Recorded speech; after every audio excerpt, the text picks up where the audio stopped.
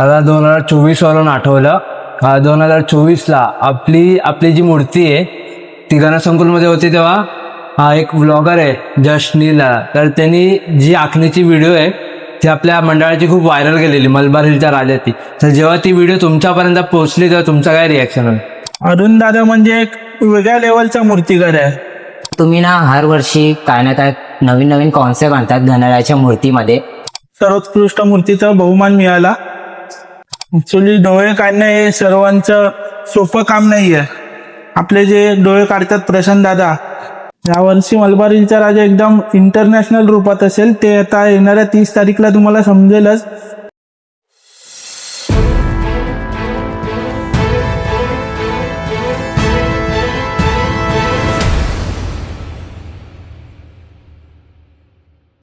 गणपती बाप्पा मोरया. मंगलमूर्ती मोरया. प्रतिष्ठा वृत्त आणि प्रेझेन्स द बाप्पा पॉडकास्ट मध्ये परत एकदा तुमचं स्वागत करतो. तर मित्रांनो, प्रतिष्ठा वृत्तवाणी एक ठाण्यातलं लोकल न्यूज चॅनल आहे.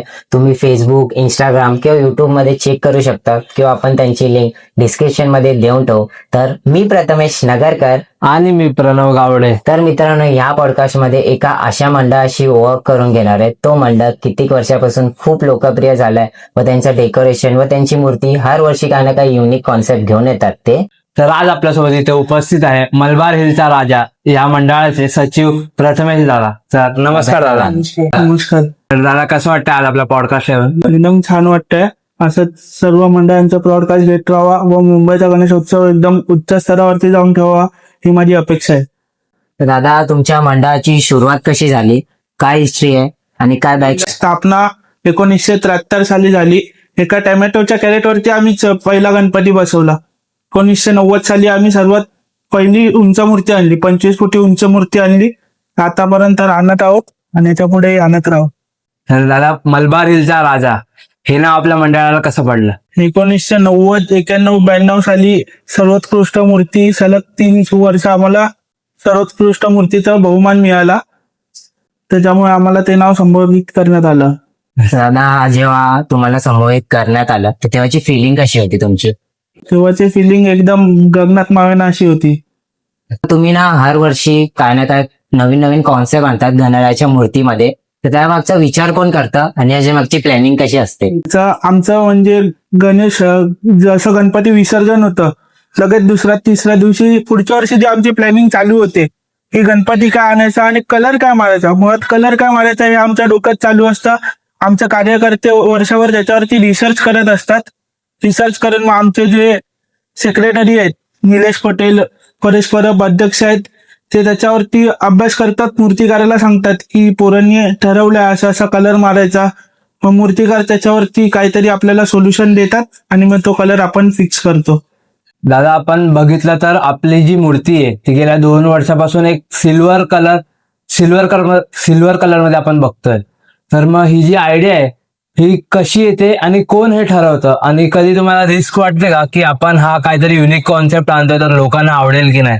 रिक्स वाटण्याचा असं काय प्रॉब्लेम नाहीये, कारण की मंडळाच्या कार्यकर्त्यांची विचार करण्याची क्षमता एकदम वेगळी आहे. म्हणजे बाकीच्या मंडळ जे ठरवतात की गणपती काय आणायचा, पण मलबारीचा राजा ठरवतात की कलर कोणता मारायचा गणपतीला. तर दादा, पहिल्याच्या काळी किती कार्यकर्ते होते मंडळामध्ये आणि आता किती कार्यकर्ते आहेत आणि ते कशा प्रकारे हेल्प करतात मंडळाला? आता पहिल्यात म्हणजे तर पहिला 15 जणांमध्ये गणेशोत्सव चालू केलेला. आता जवळजवळ 350-400 कार्यकर्ते आहेत आमच्याकडे. तर ते म्हणजे सर्वांना कामं आम्ही वाटून दिलेली आहेत. सोशल मीडिया टीम वेगळी आहे, वर्गणी टीम वेगळी आहे, असं. दादा, आपण बघितलं तर आपलं जे आगमन आहे ते परेड वर्कशॉप मधून होतं, म्हणजे गेल्या 2 वर्षापासून तर तिकडूनच होतंय. तर आपलं जे आगमन असतं ते महाआगमनाच्या दिवशी असतं. मला वाटतं 20 ते 30 मूर्त्या निघत असतील परेड वर्कशॉप मधून. तर मग तो जो क्राऊड असतो परेड वर्कशॉप मधला, तर तो कसा हँडल करतो मलबार? ऍक्च्युली ह्याच्यात कार्यकर्त्यांचं मोलाचं योगदान आहे. त्यात कार्यकर्त्यांनी सर्वांनी दखल घेतली पाहिजे की आपला गणपती आपल्या विभागात कसा सुरक्षित जावा. कारण की कार्यकर्ते जर नाचले तर गणपती बाप्पा सुरक्षित आपल्या विभागात येणारच नाही. तर कार्यकर्ते जेव्हा म्हणजे ताडदेवला आला आपला गणपती की कार्यकर्ते आपापल्या कामांना लागून जातात. तर दादा, मागच्या वर्षी ना खूप युनिक कॉन्सेप्टची मूर्ती होती गणरायाची. तर त्याच्या मागे काय रिस्क वाटला का तुम्हाला? त्याच्या मागे रिक्स असं काहीच नाही वाटलं, कारण की आमचे जे मूर्तिकार आहे त्यांच्यावरती आम्हाला पूर्ण कॉन्फिडन्स आहे की ते आम्हाला करून देऊ शकतात. आणि आम्ही त्यांना गेली 8-10 वर्ष आम्ही त्यांना मूर्ती देतोय बनवायला. म्हणजे गेली 2018 पासून आम्ही त्यांच्याकडे मूर्ती बनवतोय. पहिल्या वर्षी आम्ही विठ्ठल आणलं, दुसऱ्या वर्षी आम्ही शिवाजी महाराज आणलं. नंतर कोविडमुळे 2 वर्ष छोटी मूर्ती बसवली. त्याच्यानंतर 50 वर्ष भव्य दिव्य मूर्ती आणली देवीची आम्ही. त्याच्यानंतर सोरेश्वती रूप आणला, कृष्ण रूप आणलं. आणि ह्या टाइमला तर एकदम इंटरनॅशनल आहे आमचा गणपती. 30 तारीखला आगमन आहे. दादा, आपला अरुण दादा सोबतचा बॉन्डिंग कसं आहे आणि काय किस्सा आहे का आपला अरुण दादा सोबतचा? अरुण दादा म्हणजे एक वेगळ्या लेवलचा मूर्तिकार आहे. तो म्हणजे आम्ही त्याला सांगतो की दादा अशी बनवायची आहे. दादा फक्त आम्हाला एवढंच सांगतो की तुम्ही फक्त कॉन्सेप्ट घेऊन या, बनवून द्यायचं काम माझं आहे. दादा, हर वर्षी आपला काय ना काय युनिक कॉन्सेप्ट असतो. तर या वर्षी मलबार हिलचा राजा कसा असेल, तर डेकोरेशन कसं असेल, थोडी तरी हिंट द्या लोकांना. यावर्षी मलबार हिलचा राजा एकदम इंटरनॅशनल रूपात असेल. ते आता येणाऱ्या 30 तारीखला तुम्हाला समजेलच. एक मला वाटतं समुद्र मंथन आपली थीम आहे. अच्छा. हा, दादा, आपलं जे मंडळ आहे ते गणपती व्यतिरिक्त लोकांसाठी काय समाज कार्य करतं का? लोकांसाठी आपण दर संकष्टीला आपण अन्नदान करतो. अन्नदान म्हणजे कुठे अनाथ आश्रम असेल, कुठे शाळा असतील, तिथे जाऊन आपण अन्नदान किंवा म्हणजे त्यांना जे गरजेच्या वस्तू आहेत त्या देतो आपण. अच्छा. तर दादा, आगमनाचं आपलं रूट कसं असतं आणि आपली मूर्ती कुठल्या कारखान्यातून निघते? आता यावर्षी जर बघितलं तर मारू हॉस्पिटल, कृष्णा लाट सलून दत्ते यांच्या कार्यशाळेतून मूर्ती निघणार आहे सकाळी 10 वाजता. तर परेल वर्कशॉप, चिंचपोकी ब्रिज, बकरी अड्डा 7 रस्ता व डायना ब्रिज चढून आम्ही ताडदेव सर्कल पासून आमच्या आगमनाची सुरुवात करतो. दादा, यावर्षी नवीन कारखाना आहे, तर तुमच्या रूट मध्ये काय डिफरन्स वाटेल का तुम्हाला? नाही, रूट तर आहे तसाच आहे आमचा, काय वेगळा नाही. रूट जसा आहे तसाच आहे. फक्त आम्ही जो टर्न आहे तो परेल वर्कशॉप वर मारणार आहे, कारण की रॉंग वे साठी आम्हाला परमिशन नाही आहे. तर दादा, ह्या वर्षी 10 दिवसात प्रोग्राम काय असेल आणि काय काय प्लॅनिंग असतील? 10 दिवसात आमचं 14 तारीखला प्राणप्रतिष्ठा आहे, 15 तारीखला सांस्कृतिक व स्थानिक कार्यक्रम आहेत.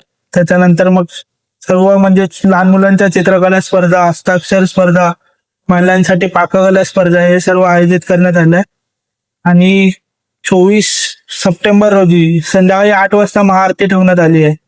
आणि आम्ही जो आरतीचा मान आहे तो सर्व विभागीय पोलीस स्टेशन, हॉस्पिटल त्यांना आम्ही हा आरतीचा मान देत असतो.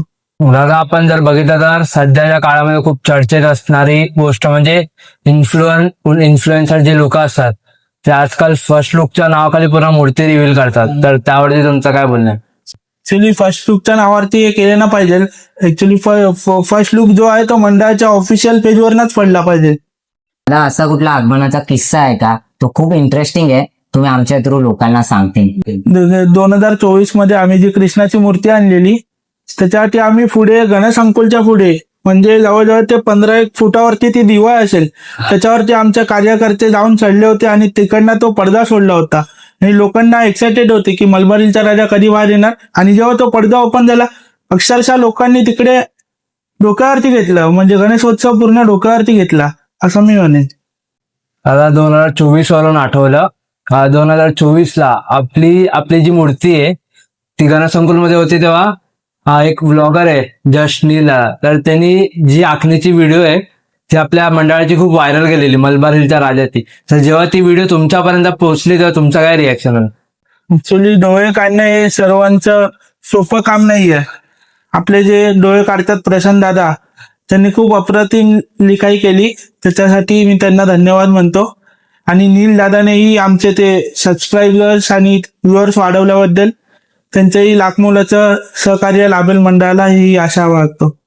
दादा, आपण बघितलं तर आपण 2018 पासून अरुण दादाला मूर्ती बनवायला देतोय आपली.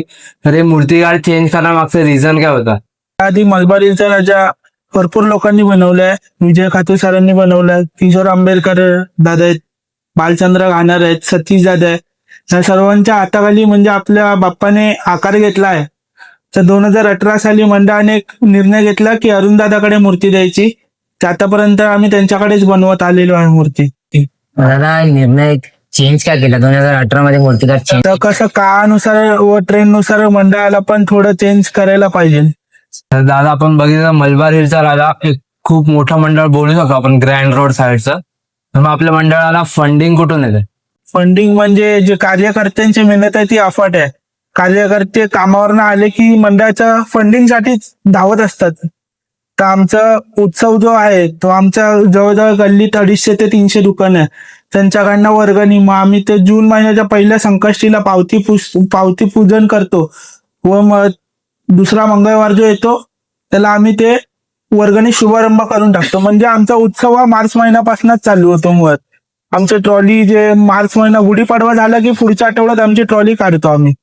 दादा आपण जर बघितलं तर मलबार हिलचा जो राजा आहे तो मला वाटतं पुस्तक पूजन करतं, ट्रॉली पूजन सुद्धा करतं आणि पाठपूजन सुद्धा करतं. तर मग हे तिन्ही गोष्टी करण्यामागचं रिझन?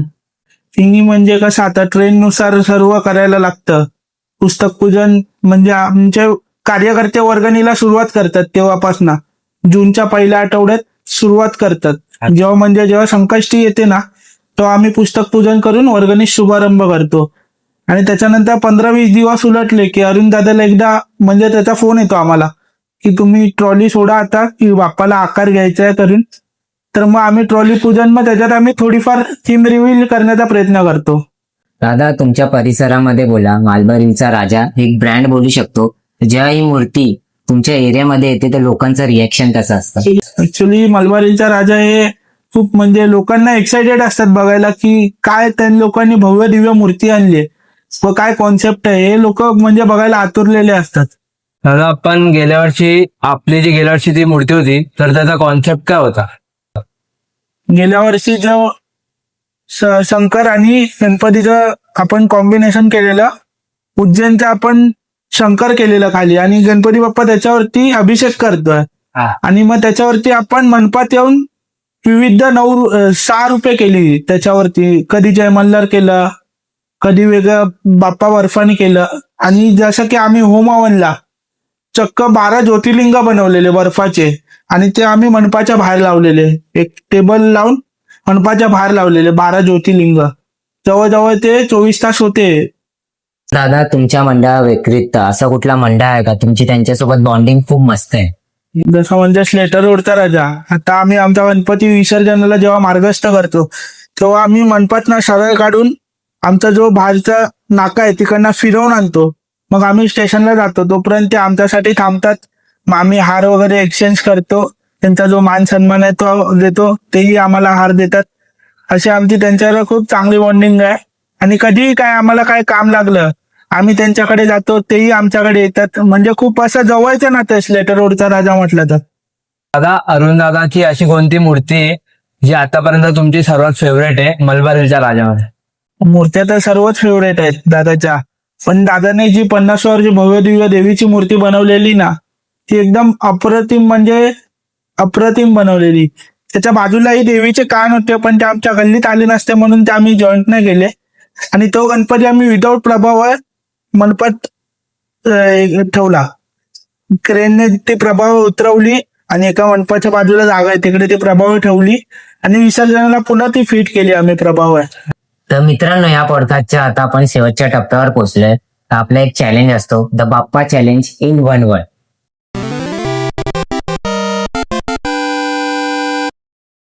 तर दादा आपला एक चॅलेंज असतो, तुम्हाला आम्ही मूर्तिकार किंवा मंडळाचे नाव सांगू, तुम्ही 1 वर्ड या ब्रीफ मध्ये सांगू शकता.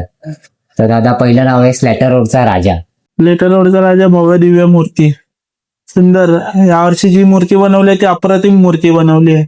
आणि लवकरात लवकर त्यांचं विसर्जन बाप्पाचं कसं होईल ह्याच्या मागे ते कार्यकर्ते झटत असतात. दुसरा म्हणजे मलबार हिलचा विघ्नहर्ता. मलबारीचा विघ्नहर्ता यावर्षी त्या लोकांनी कागदी लगद्याची 25 फुटी मूर्ती आणतात आहे. तर त्यांच्यावर आमचं बॉन्डिंग खूप चांगलं आहे. आता तिसरं आपलं नाव आहे ताडदेवचा राजा.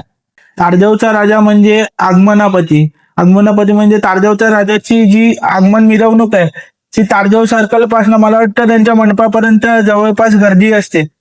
तर ताडदेवचा राजा आगमनापती मी असं बोलू शकतो. आणि शेवट म्हणजे नाना चौकचा मोरया.